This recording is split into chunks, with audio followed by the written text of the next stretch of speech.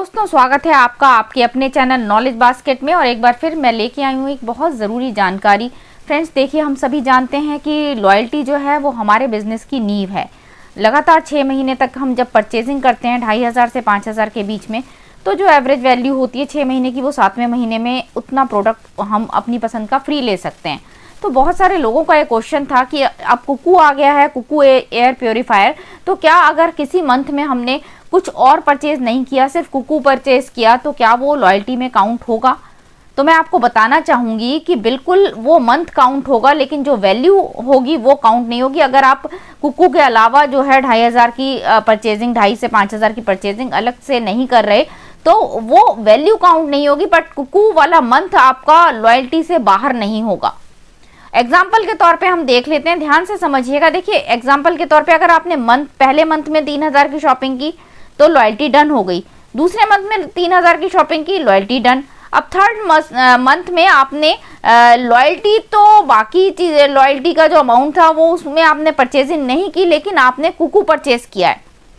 और चौथे महीने में फिर आपने 3000 की शॉपिंग की, लॉयल्टी डन हो गई। 5वें महीने में 3000 की शॉपिंग की, लॉयल्टी डन हो गई। छठे महीने में आपने 3000 की शॉपिंग की, लॉयल्टी मानी जाएगी।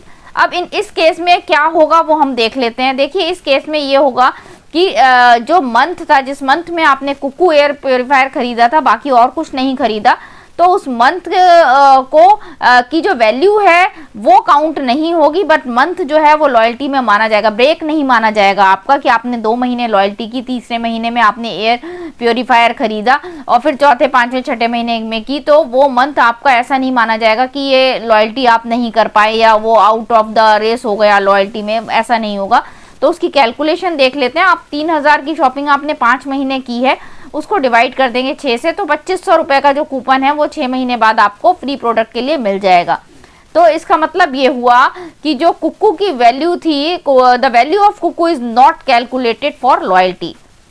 कूपन जो होगा वो मंथ जो है वो काउंट होगा, मगर वैल्यू काउंट नहीं होगी। इस बात को अच्छी तरह से समझ लीजिए, क्योंकि बहुत सारे लोग हैं जब एयर प्योरीफायर खरीदते हैं, क्योंकि वो थोड़ा अच्छे अमाउंट का आता है, तो उस महीने स्किप कर देते हैं शॉपिंग को। तो बहुत सारे लोगों का ये प्रश्न था कि क्या अगर एयर प्योरीफायर खरीदा तो वो मंथ जो हमारा अमाउंट है वो लॉयल्टी में काउंट होगा कि नहीं। तो मंथ ज़रूर काउंट होगा उस लॉयल्टी में, वो आपका मिस नहीं होगी लॉयल्टी, लेकिन वो वैल्यू काउंट नहीं होगी।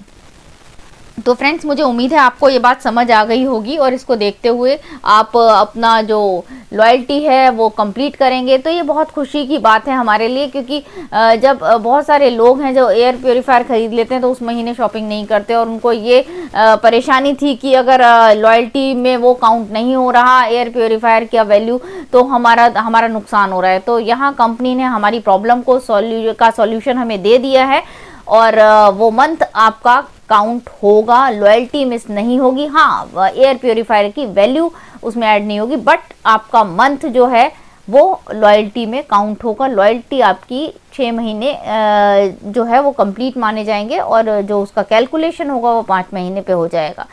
तो इस तरह से मुझे उम्मीद है आपको समझ आ गया होगा। तो फ्रेंड्स लग जाइए, खरीदिए एयर प्योरीफायर, कोई चिंता की बात नहीं है, लॉयल्टी कहीं मिस नहीं होगी। और एयर प्योरीफायर तो हमारी नीड है, हमारी ज़रूरत है।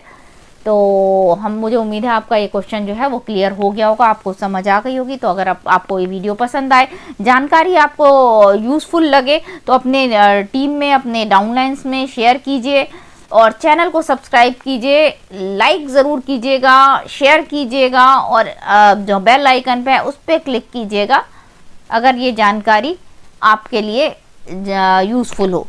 तो आज के लिए इतना ही, फिर मिलते हैं अगली किसी यूज़फुल वीडियो में।